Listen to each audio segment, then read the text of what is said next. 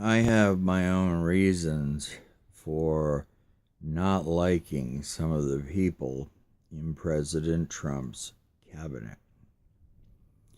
And, I'm just going to go back to the 80s um, when the whole thing with Saddam Hussein happened.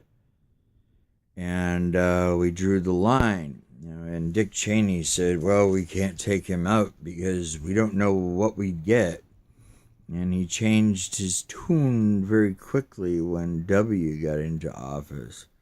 Saddam was not with Al Qaeda, and you know, it the whole there were no weapons of mass destruction.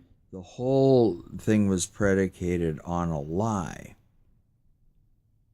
9/11, it's a lie. I'm sorry, but people that I respect very much that did demolitions in the military told me the same thing, independently of one another. That was a demolition job. Why? Well, it launched us into a war.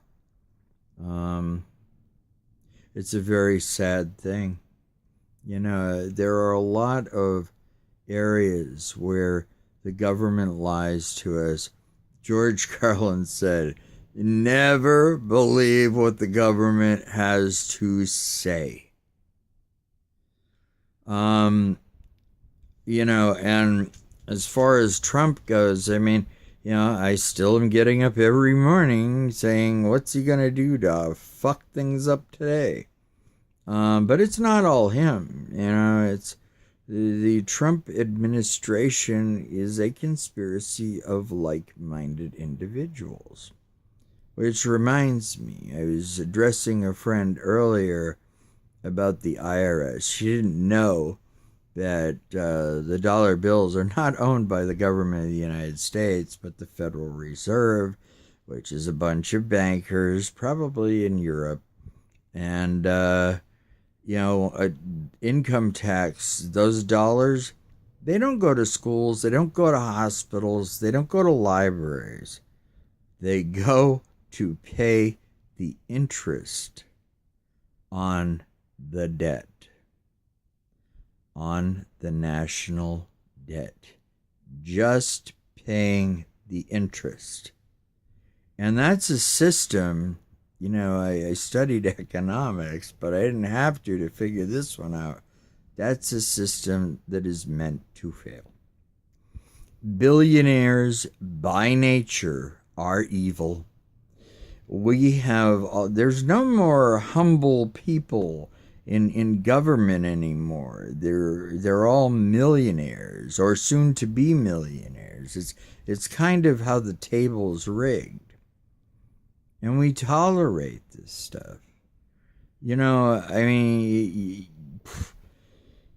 wrap yourself in 168 channels, your comfort food, you got your remote in your hand, and there's football on TV.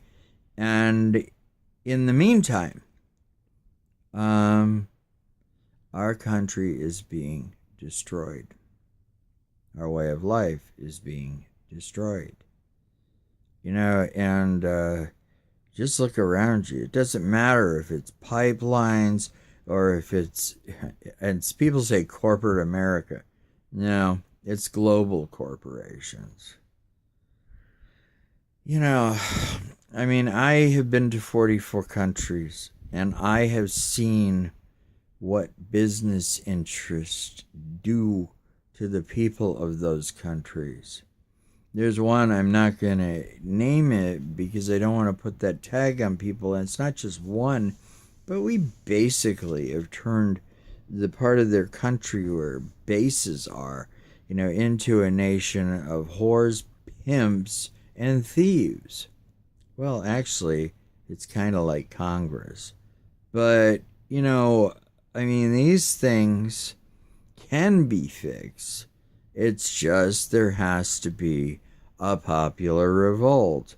And I'm talking about bombarding them with emails, with, calling them. I'm going to start putting up the numbers. We got to get busy with this. It's ridiculous. And I'm not being partisan about this, okay? There are a lot of Democrats that got a lot to answer for because they're behaving an awful lot like Republicans, and it's not supposed to be that way. The lobbyists that donate money to your campaigns, when I see the twofers, when the donation is going to the Democrat and the Republican, same amount, etc., corporations are hedging their bets. It doesn't matter who wins, and they really don't care. They just want to make money. So, I'm a little cantankerous today. It's not a terminal issue, but I have a serious nerve issue, and I'm going to have to get it fixed. And it's going to be a painful process. And I might as well focus that pain on good reason. We need third parties in this country, and fourth parties, and fifth parties, and we need to break this two-party monopoly, because Democrats and Republicans don't want Greens or Libertarians or socialists or anybody else. The government does not represent the people. We need a coalition government. We got, the government saying it's okay to poison us with GMOs, with fluoride, aspartame. The list goes on. Prozac is mostly fluoride. And you know what they use fluoride for? They used it in the concentration camps to drone down the inmates. It's pretty bad.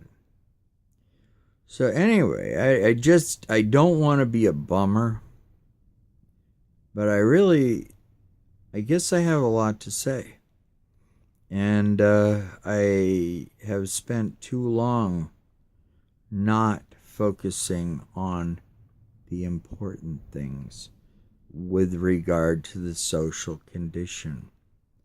But I was distracted by taking care of my mother in her final year and a half, and I learned a lot about how the elderly are treated by the system. And that is something, too, that engulfed me in a different kind of fire. All these issues need to be addressed. I have no intention of ever running for office. I just want to be somebody to remind people to have a conscience.